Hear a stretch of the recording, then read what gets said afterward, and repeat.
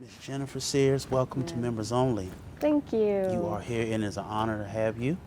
It's an honor to be Um, here. Thank you. my pleasure. Your record, your resume is impeccable. We love what you're doing out here in this TV and film world. And we would love to know, what does acting mean to you? Oh, acting is acting is sacred Mm, to me okay. because I believe that the audience can tell when you're lying. They When can you're tell not, when they you're can tell lying. when you're lying. They can, and they may not be able to define what that means, but they can tell when acting is good acting and when it's bad acting. Mm, And when it's good acting, you're being truthful, right? yep. You're being true to your core, who you are, blended with your character. You're Mm-hmm. telling the character's story. You're Mm-hmm. living, you're telling a story, living in imaginary circumstances, Mm-hmm. but in a truthful way. Mm-hmm. And I believe that when the audience feels like they're being lied to, they define that as bad acting. And so, yeah, I think that's a sacred space because you're borrowing from your own experiences. And even though you may not have experienced what your character has experienced, by using your own human experience, your own humanity, Mm-hmm. and your stories, and blending it again with the character story, I think that's a sacred space, and that's not something to be toyed with. So, I take it very, I see it as a very a high calling, Mm. and I'm humbled Mm-hmm. and honored to be able and to share that sacred space with my peers, my brothers and sisters in arms. Mm-hmm. Mm-hmm. When did you first fall in love with acting, and like what started you down this road? I have always loved acting. My mother actually shared a story with me not too long ago. We were watching. This was around the holidays, actually. I was Mm-hmm. wondering why was I there in Dublin because I'm always so busy, like I don't get a chance to go home. But it was during the holidays, and we were watching a film, and I sat there and I watched the credits because usually she reaches for the remote and asks me, "Do you mind if I change it?" And she saw me like deadlocked on the credits, and she said, "You've always done that." Mm. And I said, "Did what?" And she's like, "Even when you were a little girl," and I'm the youngest of four. Mm-hmm. So television time is, it's almost like gridiron games. Like you fight for the remote Right. when you're, Right. when you have three other peers, three other siblings, Mm-hmm. and so Mm-hmm. we were always fight over the television and call for, okay, I got the TV at 6 p.m. or I got the TV at 4 p.m. So when it was my time, I wanted to milk every moment, and I didn't want my siblings to take the remote, so I would literally watch the credits roll. And she's like, my mom said that, your siblings will say, "Oh, come on, it's over, the movie's over," and then I would just yell like, "Wait!" And she's like, you were so committed to watching the credits, and at that young of an age, I'm talking like maybe 5 or 6. Yep. I didn't know what a grip was, or Mm-hmm. Mm-hmm. any of these gaffer or any of these other credits were, but for some reason that I took interest in it, Mm-hmm. Mm-hmm. and so with the with the amount of people, I was amazed by how many people it took to produce a movie, uh, um, to put together a movie, whatever your cast, whether you were the cast or the crew. I was amazed by that. Mm-hmm. I mean, the names just kept going. So that was always an interest for me. And what really, really grabbed my attention was when I watched Coming to America. Come on. And to me, now, even to this day, it's still my favorite movie of all time. And I was amazed that Eddie and Arsenio each played 4 characters. So I was amazed by that, just to watch Eddie transform into these 4 different characters. I saw that and I was like, I want to do that because I saw it as a world of make believe. Mm-hmm. Mm-hmm. So yeah, that's always been an interest for me, and it was exciting. You get to escape, your present world and create another world, Yep. or join in with other creatives to create this world. What are some of your favorite roles that you've played?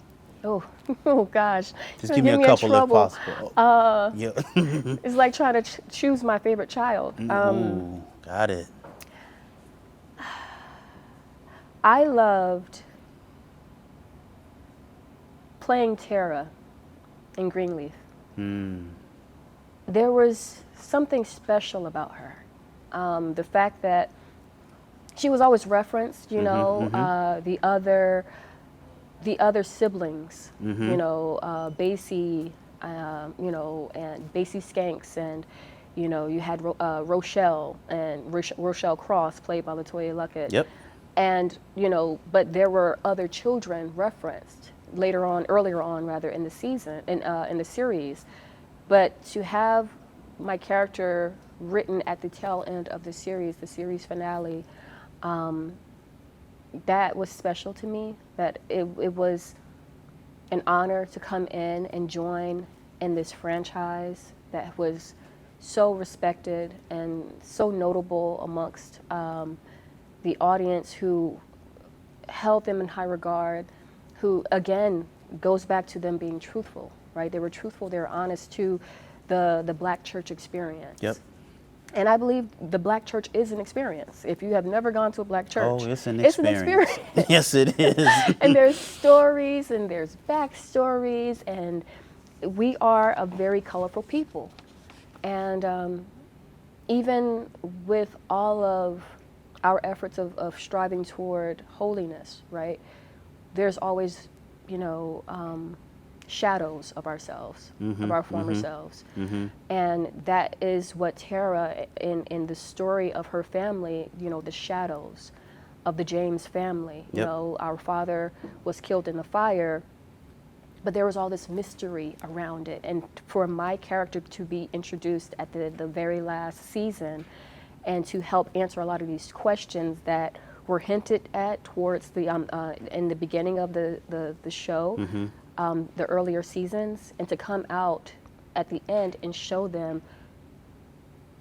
bits and pieces of myself that's actually in Tara. A lot of Tara's experiences I did share. I lost my father at a young age. I had a lot of questions that are still unanswered to this day. So to blend my life with Tara's life and bring her to life in the way that superseded even the writer's expectations. And because initially Tara was actually supposed to be a co-star role, and then she ended up becoming a heavy recurring role because I just kept bringing more of myself to the forefront and not being afraid of the shadows, right? A lot of the things about ourselves that we hide because we're afraid of what other people may think, or we want to be looked at as perfect and pristine, and even social media, we try to paint ourselves in the best light, right?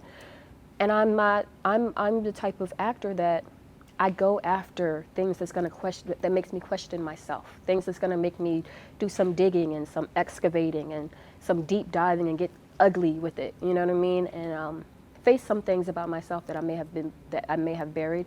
So I think that's why Tara stands out to me as one of my favorite roles to have played. There's so many. There's so there many. is. And working with Miss Lynn Whitfield was like a master class. Lynn Every is a scene, icon. every episode, I don't think she really fully realizes how legendary she is, because she's so down to earth, and she's so amazing and so gracious and so humble. But I just sit in her space, her sacred space. She was my crush years ago. She was your crush?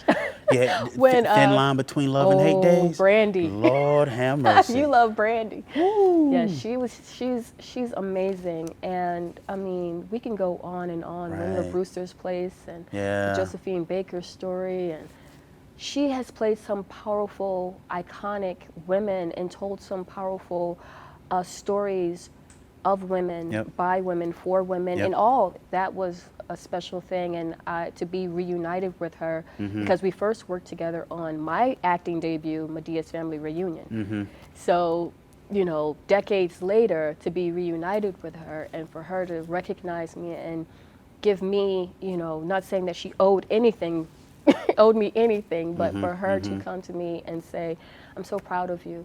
to see where you have taken your career, because again, that was my acting debut. I had no acting experience prior to Medea's Family Reunion. Wow. No acting experience. I didn't go to school for this. Now I'm in classes, and I encourage everyone who has a desire to be an actor to respect the craft, because like I said, it's very sacred. Respect the craft and study the craft. Don't just go into it to become famous. That's not the goal. But yeah, there are gifts and talents and skills within us that I believe that if you respect the craft and study it, Yep. it'll reward you. And just to be able to do this is a reward. Absolutely. So yeah, Tara and Greenleaf is amazing. And I hope that they do proceed with the spinoff. That was an amazing series. It And you was did a an great amazing- job, by the way. Thank you. Thank you so much. Greenleaf was absolutely, I loved it. Mm-hmm. I tuned in every week, you know, that it came on, and I was there. You were there. Yeah. You were there for Miss Lynn. Let's be honest. That's why you were there. Yeah, kinda. But overall, You were there for Lady May. so I look at content a little bit differently now because I'm actually producing it. So I'm looking at location, the Yes. cameras they're using, Yep. audio, just the overall vibe that this actual series or movie or short film or Right. documentary gives off. And I loved what they did with everything with that, and you did an amazing job. Thank you. Thank you so much. Yes, ma'am. So let's talk about BMF season 2. Ooh, yes. Ooh, Ooh, how was that experience? that was amazing. Yeah. Again, another incredible cast to have been fortunate to join. Right? It's wonderful to see, to be a fan of a show, and then to join it, and you're like, wow, I'm in it. I'm telling the story that I was watching, and I was following, and I was, captivated by, because it's a captivating show. You can't, you're on the edge of your seat. I love how they leave the cliffhangers. You know, they leave you sitting on the edge of your seat at the end of every episode. And I think that this show, again, shows the shadows of people. It doesn't glorify, the crime life. It doesn't glorify all of the things that we pursue, right? The money, the fame, the things, all of the things, the baubles, the trinkets. It shows the fast life, and how the fast life often can lead you to a crash. And I just love truth. I love I love truthfulness of filmmaking. If I'm watching something and it's hard for me to get behind it, it's because I don't believe it. And I love the storytelling in BMF. I'm a huge fan of everybody involved. Russell Hornsby and Nicole White. cast. She is. So when you ask me how was it working on that show, Russell is hilarious. Even though his role isn't, a comedic role, he himself is so. He's a guy that you feel like you've known for years, and he helps you relax. And I think, which is also a part of being a generous and gracious scene partner, being able to make your scene partner feel relaxed and feel relatable and feel like they can talk to you about anything, and they've known you for years. And that's how Russell is. Behind the scenes, he was always making me laugh, making background laugh. He's just an all-around great guy. As well as talented. Nicole is a powerhouse.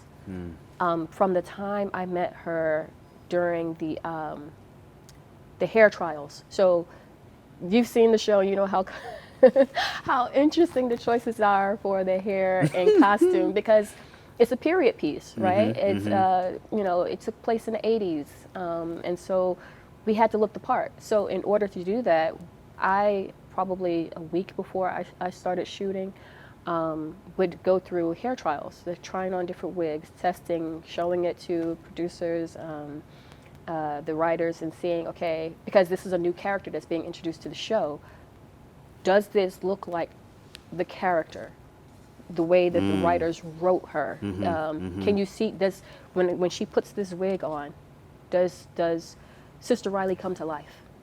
Sister is this Riley. what is this what you guys envisioned for Sister Riley? So I went through hair trials, and Nicole was there, and she was a delight.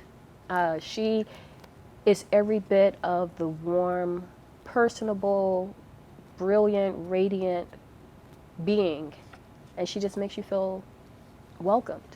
Everyone on set, you know, from production team to the crew, just make you feel welcomed. You know, you're a new character being introduced to the show, and they don't make you feel like an outcast. They don't make you feel like you have to earn your place here. They make you feel like you belong here, and that's exactly what Nicole did. So that was just the hair trial. By the first day that we shot, the first scene that we shot, I felt like I was supported, you know, by people who wanted to make me feel welcome, make me feel like they want me to win.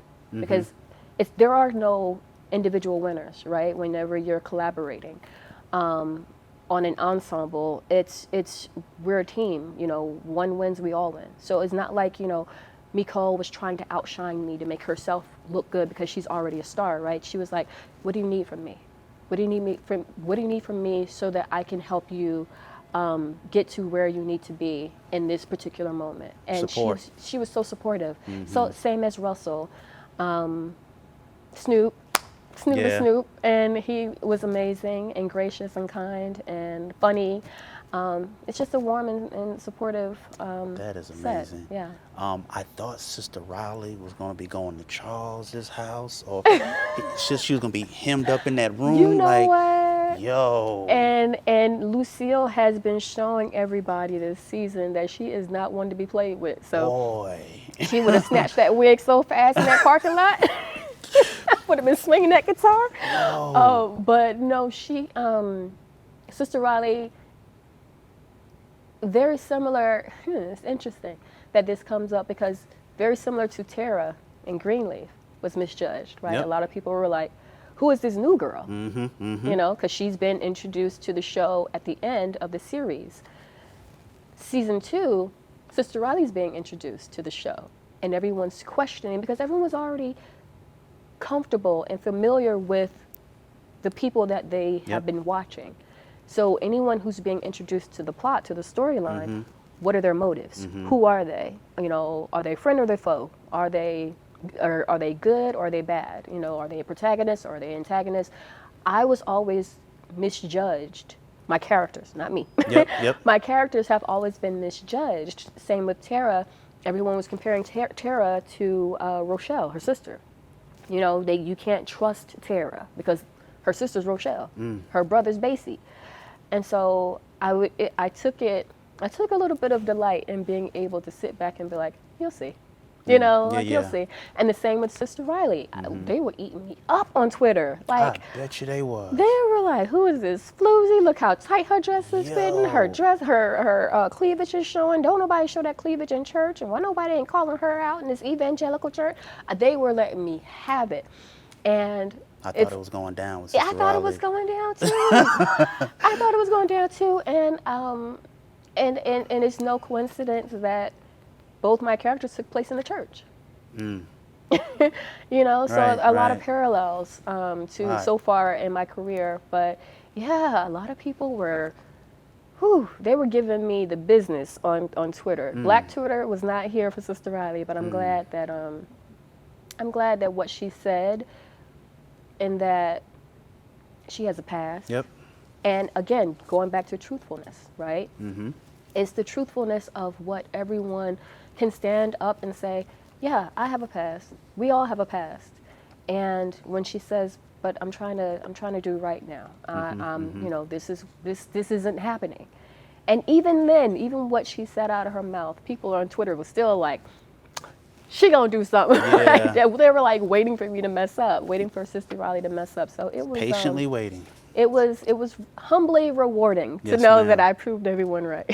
So you were able to accomplish a lot in your career. A lot of TV shows, movies. You graced a couple of magazine covers, appearances. Like, there's a lot of favor in your movement. there's a certain kind of energy that comes off of you. It's very clean. Thank you. You know, hopefully what we see is what we get. But real talk, you know what I I mean? got shadows now. I can Shadow dig work. it. Yeah. So what is next, and what is the legacy that you want to leave? Oh, what's next? I think you accomplished it all for the most part. There's so much. Yeah, I still haven't more. even scratched the surface. There's so much I believe that God is calling me toward, and there's an upward call. I want to be completely tapped out. I want to have exhausted all opportunities. Got it. I want to leave this world no stone unturned. So I actually am writing. Okay. I have 3 projects I've written. Mm-hmm. I've always been an artist in every aspect of the word. I've always been an artist, whether it's writing poetry, drawing, dancing. I believe life itself is art, right? Because life, just the very word life, breath, that's creation. There's creation in producing a child. There's creation in thought. There's creation in everything all around us. Everything is moving. Everything is vibrating. So I want to always evolve. I don't want to just be pigeonholed into one thing. I always tell people I'm an enigma. I'm always trying to figure out who I am. They're like, oh, I think I have you pretty much figured out. I'm like, oh, great, you beat me to it, because I'm still learning. I'm still learning a lot about myself.